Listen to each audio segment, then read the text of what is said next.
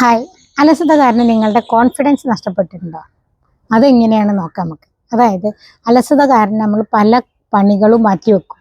അങ്ങനെ കുറേ പണികൾ ഒന്നിച്ചാകുമ്പോൾ പിന്നെ നമുക്ക് എടുക്കാൻ പറ്റാത്തതാവും. അപ്പോൾ നമ്മൾ തന്നെ സ്വയം നമ്മളിലൊരു വിശ്വാസം ഉണ്ടാക്കും, എന്നെക്കൊണ്ട് ഇതിനൊന്നും കഴിയില്ല എന്നുള്ള വിശ്വാസം.